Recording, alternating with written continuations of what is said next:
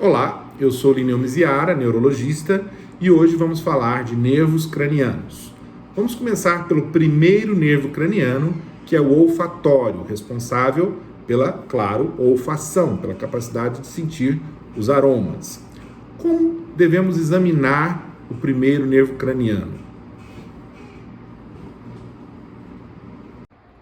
Primeiramente, vamos testar o primeiro nervo craniano direito. Então, eu vou usar aqui um cheirinho, um aroma dentro desse compartimento e, sem que o paciente veja o conteúdo do mesmo, eu vou colocar esse compartimento na narina direita. Fecho os olhos, vou, evidentemente, tampar a narina esquerda e ele vai me dizer que cheiro é esse. Vitor, que cheiro é esse? Canela. E eu devo repetir o procedimento com outro cheiro, da mesma forma, do lado esquerdo, mas, atenção, com outro cheiro. Nós geralmente usamos café. Por que outro cheiro? Porque imaginemos que eu usasse canela dos dois lados e ele tivesse algum problema que dificultasse sentir o aroma do lado esquerdo, uma hiposmia à esquerda. E ele sentisse canela à direita. Ele poderia ficar já predisposto a dizer a mesma coisa do lado esquerdo. Por isso nós usamos dois cheiros, café e canela. O primeiro nervo craniano, o nervo olfatório, não decussa. Portanto, se ele tiver uma hiposmia à direita, por exemplo, ele deve ter uma lesão do primeiro nervo craniano à direita. Vamos agora examinar o segundo nervo craniano, o nervo óptico, responsável pela visão. O exame do neurologista para averiguar a acuidade visual do paciente não é tão sofisticado quanto do oftalmologista, que mostra muitas vezes letras progressivamente menores para saber se o paciente está enxergando bem ou não. O neurologista mostra dedos na mão e pergunta ao paciente quantos dedos ele está mostrando. Então vamos fazer aqui o exame com a Márcia. Márcia, por favor, tampa o olho de cá. Quantos dedos estou mostrando? 2, 5, 1, 3, 5, 1, 0. Vamos agora tampar o outro olho, por favor. Quantos dedos? 1, 5, 2, 5, 3, 1, 5, 1. Vamos agora testar os campos visuais da paciente.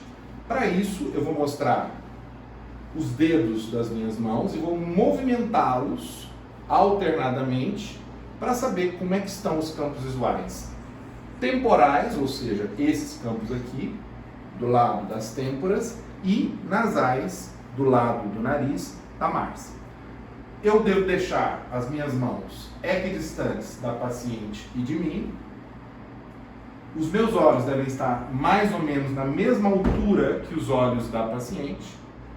E devo, claro, sempre instruir a paciente sobre o que eu vou fazer. Ainda mais, esse exame não é um exame tão realizado, tão frequente nos consultórios. Ele precisa de bastante explicação.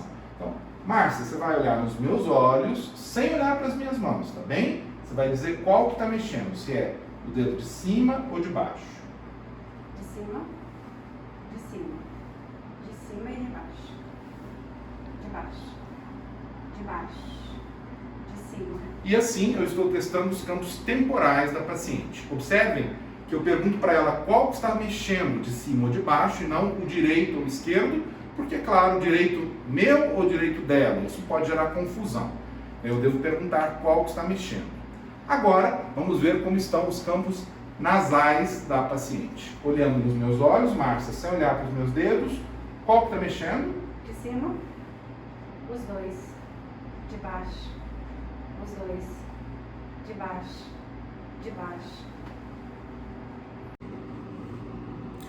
Mais uma vez, o exame do campo visual realizado pelo neurologista não é tão acurado quanto aquele feito pelo oftalmologista, mas dá uma noção se existe alguma lesão que esteja alterando os campos visuais.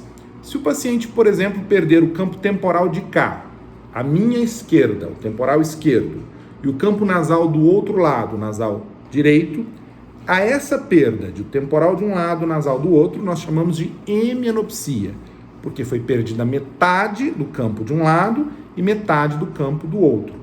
E nós usamos o temporal para dar nome a essa hemianopsia. Então, nesse caso, se a hemianopsia é temporal esquerda, nós chamamos essa hemianopsia de hemianopsia temporal esquerda. E fica implícito que ela é também nasal à direita. Ninguém fala nasal à direita porque já está subentendido que ela é uma hemianopsia temporal esquerda e nasal direita. Então, nós usamos só o termo hemianopsia temporal esquerda. Quando a hemianopsia acomete ambos os campos temporais, dando uma visão em túnel e em funil, essa hemianopsia é chamada de hemianopsia bitemporal.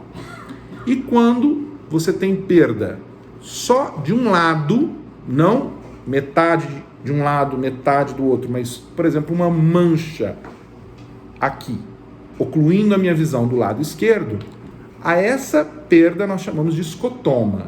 Isso já não é mais uma hemianopsia.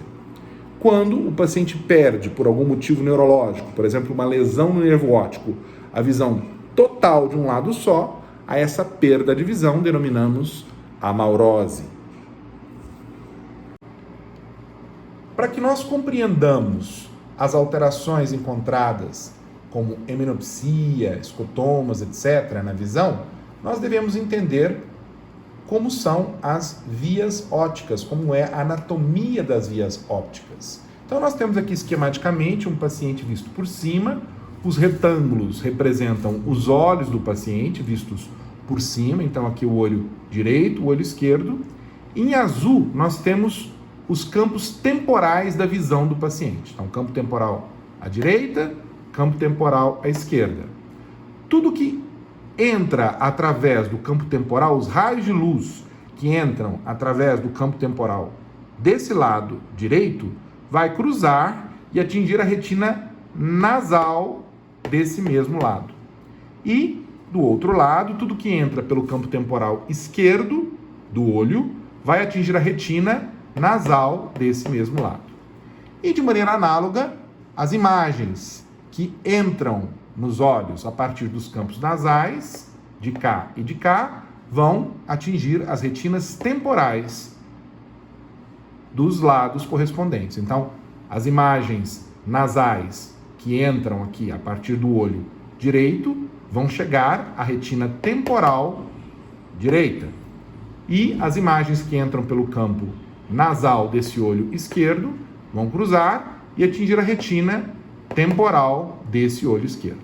Pois bem, a partir da retina, todavia, vejam que as imagens que saem do campo, desse campo, que é o campo temporal da retina, vão seguir pelo nervo óptico e depois vão passar pelo quiasma óptico sem mudar de lado, sem decussar, e vão finalmente aportar ao córtex occipital, na parte de trás da cabeça, do mesmo lado onde as imagens entraram.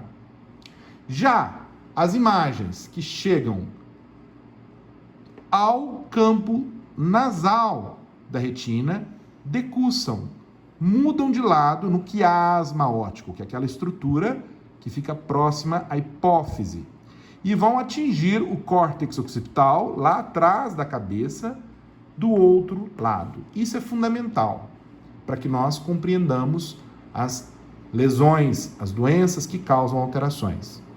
Vejam só, para não haver confusão mais, agora sempre que eu falar temporal, eu não estou me referindo à retina, mas sim ao campo temporal da visão. E sempre que eu disser nasal, eu não estou me referindo à retina nasal, eu estou me referindo a partir de agora, para evitar qualquer confusão, ao campo nasal da visão. Então, tudo que é temporal entra nesse olho de cá e vai parar do outro lado do encéfalo, no córtex. É no córtex occipital onde as imagens começam a ser codificadas, começam a ser traduzidas. E a partir desse córtex, nós vamos, a partir de inúmeras conexões com o lobo temporal, etc., aprender a codificar. Ah, estou enxergando uma face, uma rosa, estou enxergando uma árvore. Mas As imagens temporais que entram do lado direito acabam do lado esquerdo do córtex occipital, lá no encéfalo.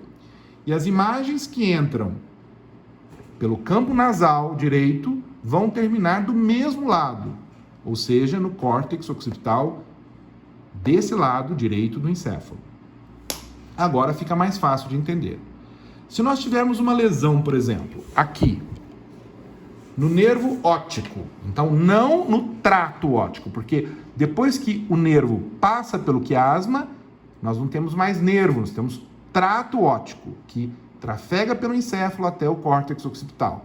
Mas se a lesão for antes do quiasma óptico, for pré-quiasmática e acometer então o nervo óptico, por exemplo, um glioma, um tumor do nervo óptico, por exemplo, uma neurite óptica, uma lesão autoimune causada por esclerose múltipla, não importa, uma lesão no nervo óptico deve fazer o paciente perder a visão apenas do lado da lesão.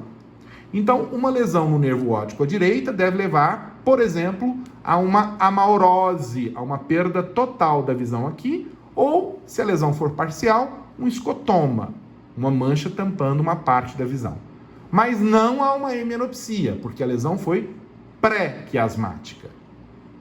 Se, porém, a lesão for retroquiasmática, no trato óptico, por exemplo, causada por um acidente vascular encefálico isquêmico ou por um tumor cerebral, não importa, a lesão é no trato óptico, vamos imaginar, desse lado, à direita. O paciente vai perder quais campos da visão? O campo nasal direito e o campo temporal esquerdo. Então, uma lesão retroquiasmática direita causa uma hemianopsia, porque o paciente vai perder metade do campo visual de cá e metade do campo visual de lá, mas uma hemianopsia temporal do outro lado, temporal esquerda. E quando nós dissemos que a lesão causa uma hemianopsia temporal esquerda, fica implícito que ela é nasal direita. E finalmente, se nós tivermos uma lesão aqui, em cima do quiasma, no quiasma óptico, fica fácil de entender. O que vai ser perdido na visão são os campos temporais da mesma. Então, o paciente perde o campo temporal esquerdo e o temporal direito, já que essas imagens cruzam, decussam no quiasma. Então, quando a lesão é quiasmática, o paciente tem uma visão em túnel, em funil, porque perde os campos temporais. Ele tem agora uma hemianopsia bitemporal. E, de longe, a causa mais frequente de lesão do quiasma são os tumores de hipófise, os macroadenoma hipofisários, já que a hipófise se localiza próxima ao quiasma óptico. O exame para observarmos se o paciente está enxergando ou não bem do neurologista não é tão sofisticado quanto do oftalmologista. O neurologista mostra dedos nas mãos e pergunta ao paciente se ele está enxergando o número correto de dedos. Então vamos fazer o exame com o Vitor. Vitor, por favor, tampa o olho direito